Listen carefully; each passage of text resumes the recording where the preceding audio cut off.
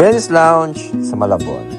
Kahit maraming sikat na kainan sa city, isa ito sa umangat dahil sa masarap na Filipino food with a modern twist. At very affordable pa. Aesthetic at modern ang place, kaya perfect for chill hangouts, bonding, or picture-worthy moments. Maganda rin ang vibe, relaxing at cozy. Parang gusto magtagal habang kumakain.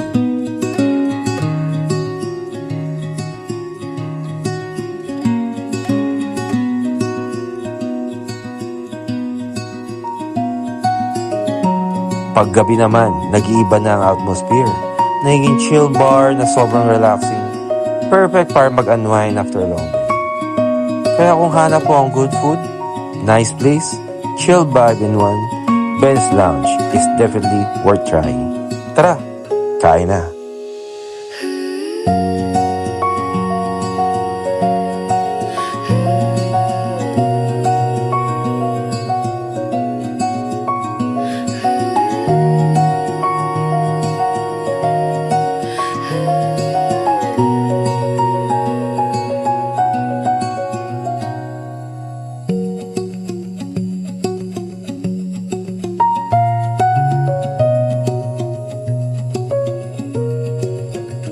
Rape's Diner is one of those new spots na tahimik lang sa simula pero unti-unting gumagawa ng ingay sa Malabon food scene. Simple lang ang place, walang sobrang bongga, walang arte. Pero once matikman mo na yung food, doon mo marirealize kung bakit napapansin sila. They focus on grilled and smoked beef and pork, and that's what makes them unique. Yung lasa, may character, parang bawat kagat ramdam mo yung effort sa pag-ihaw at pag-smoke. For grill lovers, lalo na sa may hilig sa smoke food, solid talaga siya. Hindi kailangan ng fancy setup kasi the food itself is the highlight.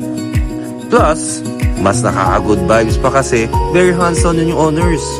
Ramdam mo na they really care about what they serve. Like they actually love the food they're making. Not just business, but passion. So kung mahilig ka sa ihaw, smoky flavors, at simply pero unforgettable na kainan, Rape's Diner is a worth try.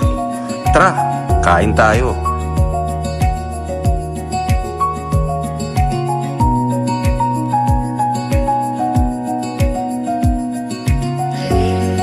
Sunrise Stretch.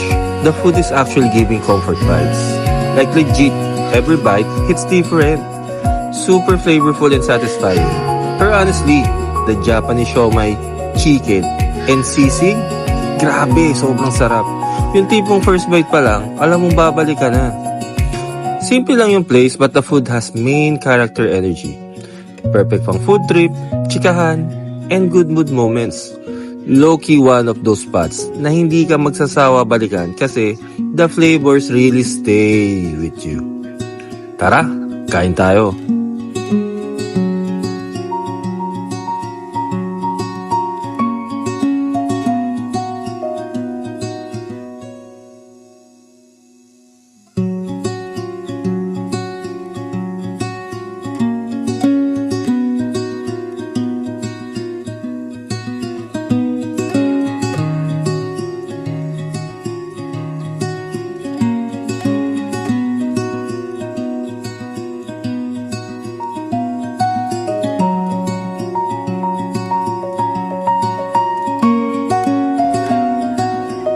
After today's food trip, masasabi ko talaga na ibang level ng food scenes ng Malabon.